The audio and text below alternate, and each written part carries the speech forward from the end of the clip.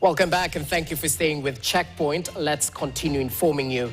We now shift focus to Molo, where residents in the area in Nakuru County are grieving following the brutal murder of activist turned politician Richard Otieno, popularly known as Molo President, in an attack by unknown assailants on Saturday night. Angry residents marched along the Elbagon Molo Road while carrying Otieno's body, but were dispersed by GSU officers and forced to turn back. Otieno's death comes amid claims he made that his life was in danger following a similar attack last November. Ken Gashuhi with the details. Hundreds of Molo residents took to the streets on Sunday to protest the gruesome murder of Richard Otieno, alias Molo President, his body carried on top of a car. The protesters marched with Otieno's body from Elbagon Sub-County Hospital, making their first stop at Elbagon Police Station, just meters away from where the murder occurred.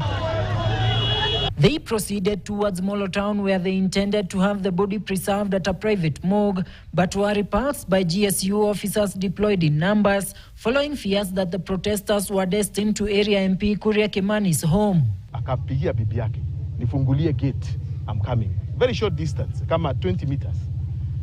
As he walked kwa hiyo very short distance, ilikuwa imepangwa nyuma mbele. Tutasimama kidete kwa sababu hii ni maneno tunasikia pale kwa radio, kwa TV, lakini leo tumeiona. Tunataka kuuliza ni vijana wangapi watakufa kwa hii mikono ya hii serikali. Otieno met his untimely death on his way home on Saturday night as he waited for his gate to be opened. He recently expressed fears for his life during a public forum and on his social media. In November, he survived an attack by individuals he linked to a local politician. The big question, who wanted him dead and why?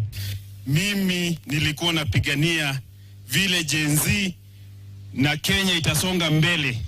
Wakati kuna shida, lazima tukosoe serikali. Tunakashifu kwa njia kuu sana hichi kitendo ambacho kilitendeka kwetu pale Elbagon, kwa sababu hatujaisikia mambo ya kisiasa imefikisha pale. Idara ya polisi wazingatie, wahakikisha kwamba wataenda to the deepest kuhakikisha kwamba wamewashika wale ambao walifanya hichi kitendo, na ili haki ya ambaye mwenda zake iweze kupatiwa, aweze kupatiwa haki yake. Na kwa sababu Mungu ndiye huwa analipishia Richard damu yake isipotelele. Molo MP Kuria Kimani has denied any involvement in the matter, urging investigating agencies to uncover the truth behind the murder. One should stand between us and knowing the truth behind the death of Richard Otieno.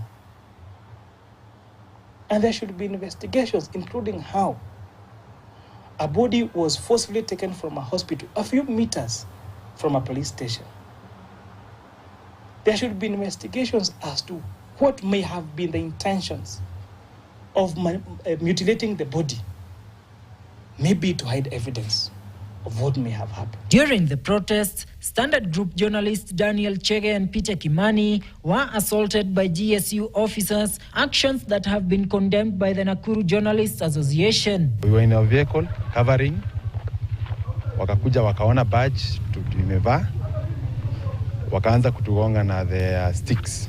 Walianza kunigonga, they actually injured my left arm, na wakanidharudia shati. Ken Gashuhi, KTN, Nakuru.